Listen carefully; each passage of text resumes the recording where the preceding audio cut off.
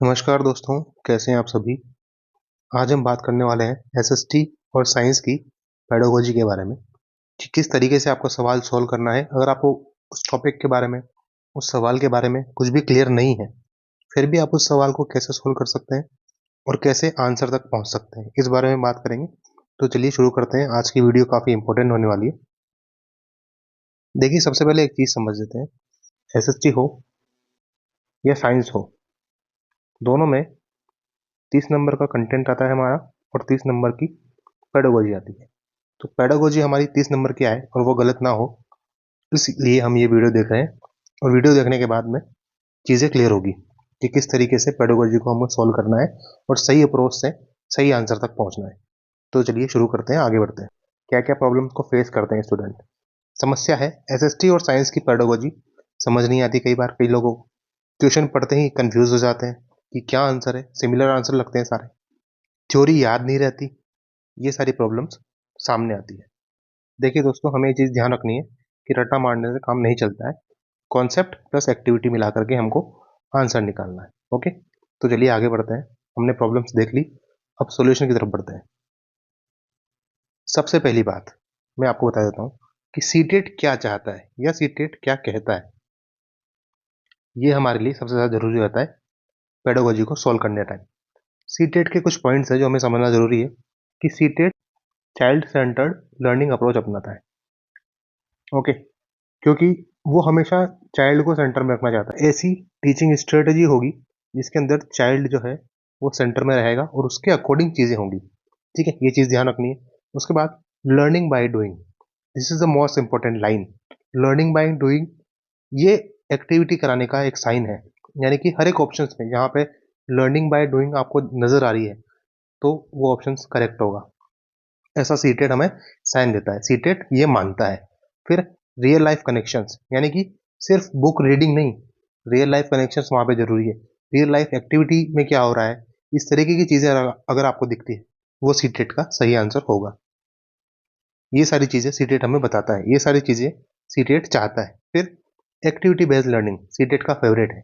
Activity based learning होना चाहिए, activity based teaching होना चाहिए। तो ये सारी चीज़ें वो है जो सीटेट चाहता है और सीटेट हमको हमसे कहता है। ये सारी चीज़ें हमको ध्यान रखनी है। अगर ये कहीं ऑप्शन में दिख गया तो आंसर बिल्कुल आपका सही हो जाएगा। ठीक है दोस्तों, इतना क्लियर है। अब आगे बढ़ते हैं।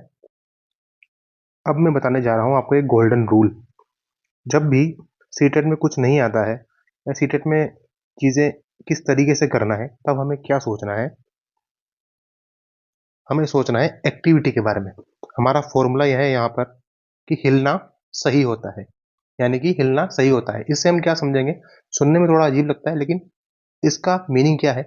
मीनिंग ये है कि एक्टिविटी, यानी कि किसी भी ऑप्शंस में आपको एक्टिविटी नजर आ रही है, किसी भी क्वेश्चन के ऑप्शंस में आपको एक्टिविटी नजर आ रही है, टीचर क्लास में कोई एक्टिविटी कराता हुआ नजर आ रहा है, तो आपका ऑप्शन वहां पे सही हो जाएगा। एक एग्जाम्पल लेते हैं। किसी क्लास में टीचर बोल रहा है और सारे बच्चे ध्यान से सुन रहे हैं, पिन ड्रॉप साइलेंट क्लास है। ठीक है, और दूसरी तरफ एक क्लास है जहाँ पे टीचर कई सारे मैप वर्क करवा रहा है, कई सारे एक्सपेरिमेंट करवा रहा है, कई सारी एक्टिविटीज करवा रहा है। तो फिर सीटेट पूछेगा यहाँ पे कि करेक्ट आंसर क्या होगा।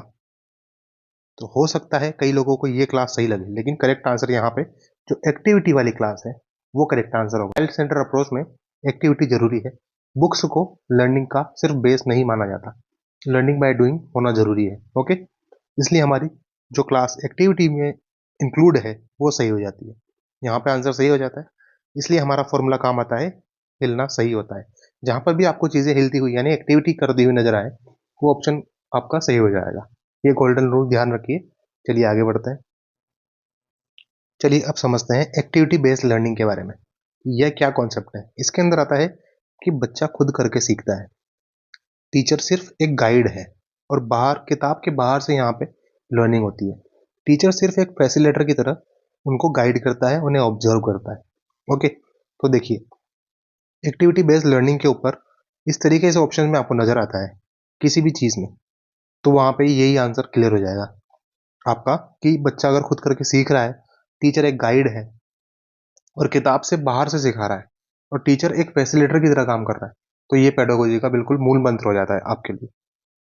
अब यहाँ पे भी मैं आपको एक एग्जांपल से समझाता हूँ कि अगर एक क्लास है, जिसमें जो टीचर है वो लेक्चर दे रहा है प्लांट्स के बारे में, फोटोसिंथेसिस के बारे में, कि फोटोसिंथेसिस कैसे होता है, प्लांट्स कैसे अपना खाना बनाते हैं। ठीक है, एक क्लास ये है। और दूसरी क्लास में टीचर बच्चों को बाहर लेके जाता है, उनसे एक्टिविटी करवाता है, प्लांट्स लगवाता है। और गार्डन में, जो स्कूल का गार्डन है, वहाँ पे बच्चे सारे खेल रहे हैं प्लांट्स के साथ में और चीज़ें करके सीख रहे हैं। तो एक ये क्लास है। तो अब सीटेड पूछेगा कि कौन सा सवाल, कौन सा ऑप्शन सही है, तो हमें बिल्कुल टिक करना होगा कि सेकंड वाला, जहाँ पे बच्चे बाहर एक्टिविटी कर रहे हैं वही सही है, क्योंकि एक्टिविटी बेस्ड लर्निंग सीटेट के लिए काफ़ी इंपॉर्टेंट है, काफ़ी काम करती है। ओके, आई होप ये चीज़ आपको क्लियर हो गई होगी। चलिए आगे बढ़ते हैं। जब आप आंसर करेंगे तो इस तरीके की चीज़ों को, इन कॉन्सेप्ट को ध्यान रखना है। अब हमें एसएसटी के लिए क्या लॉजिक लगाना है ऑप्शंस के अंदर।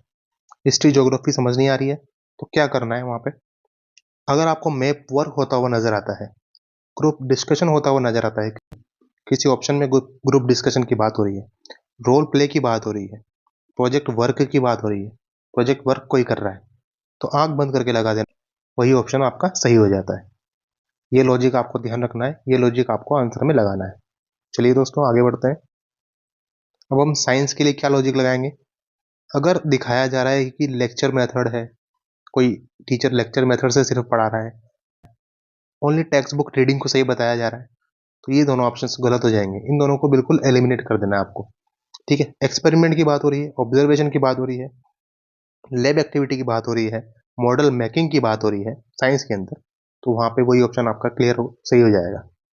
अगर आपको नहीं पता है तो इन ऑप्शन को इस तरीके से एलिमिनेट करें और इस लॉजिक को ध्यान रखें। चलिए आगे बढ़ते हैं। अब सिंपल एलिमिनेशन टेक्निक जो आपको हर ऑप्शन के अंदर काम करेगी। सबसे पहले आपको देखना है कि कहीं टीचर सेंटर अप्रोच तो नहीं है। ओके, तो अगर ऐसा है तो उसे बिल्कुल एलिमिनेट कर दीजिए। वन वे लर्निंग तो नहीं हो रही, टीचर सिर्फ पढ़ा रहा है तो बच्चा उदास बैठा हुआ है, इस तरीके की लर्निंग तो नहीं हो रही।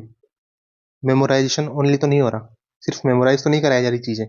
अगर कोई टीचर सिर्फ मेमोराइज करने के लिए बोल रहा है किसी को, तो बिल्कुल वो ऑप्शन आपका एलिमिनेट हो जाएगा, गलत हो जाएगा।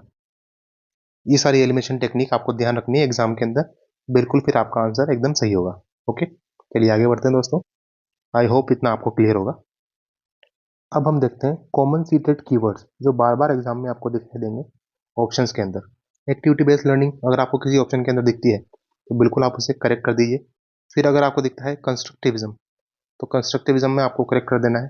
फिर आपको दिखती है लर्निंग बाय डूइंग, तो लर्निंग बाय डूइंग में बिल्कुल सही हो जाएगा वहाँ पे आपका ऑप्शन, अगर लर्निंग बाय डूइंग है ऑप्शन में, या इस तरीके का कोई साइन आपको नजर आ रहा है, यानी डिस्कवरी मेथड, डिस्कवरी मेथड से अगर बच्चे सीख रहे हैं किसी ऑप्शंस के अंदर, तो वो आपका बिल्कुल ऑप्शन वही पिक करना है आपको, वही सही हो जाएगा। फिर चाइल्ड सेंटर अप्रोच है, चाइल्ड सेंटर अप्रोच का बिल्कुल ध्यान रखना है, अगर ये ऑप्शन में दिखता है तो वही बिल्कुल आपका करेक्ट आंसर है। इस तरीके की चीज़ें आपको ध्यान रखनी है, इन कीवर्ड्स को ध्यान रखना है। ये नज़र आते हैं, इनको दिमाग में बिठा लीजिए, ये नज़र आते हैं तो बिल्कुल वही टिक करना है, वही आपका आंसर सही होगा। अब जो भी हमने सीखा है उसको वन लाइन फॉर्मूला के अंदर अगर हम समराइज करें तो कैसे होगा, कि अगर चाइल्ड एक्टिविटी करके अंडरस्टैंडिंग कर रहा है, यानी लर्निंग कर रहा है, यानी सीख रहा है, तो ये हमारा बिल्कुल सही आंसर हो जाएगा। यही हमारा फॉर्मूला है आज की वीडियो का। ठीक है दोस्तों, इस फॉर्मूले को याद रखिए, बिल्कुल 100% आपका एग्जाम में सवाल सही होगा और आप अच्छा स्कोर कर जाएंगे। ठीक है दोस्तों, तो ये था आज की वीडियो के बारे में। अगर आपको वीडियो अच्छी लगी है तो प्लीज़ इसे लाइक कीजिए, अपने ज़्यादा से ज़्यादा दोस्तों के साथ शेयर कीजिए जिनको इस चीज़ की ज़रूरत है, और प्लीज़ चैनल को सब्सक्राइब कर दीजिए।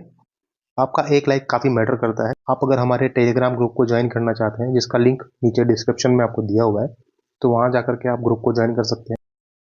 वहाँ पे आपको क्वेश्चंस वगैरह मिलेंगे। अगर किसी भी लेक्चर की पीडीएफ आपको चाहिए तो वो भी आपको वहाँ पे अपलोड हो जाती है, वो भी आपको मिल जाएगी। ठीक है दोस्तों, पढ़ते रहिए, स्वस्थ रहिए, मिलते हैं जल्दी अगले कॉन्सेप्ट के साथ अगली वीडियो में। थैंक यू, धन्यवाद।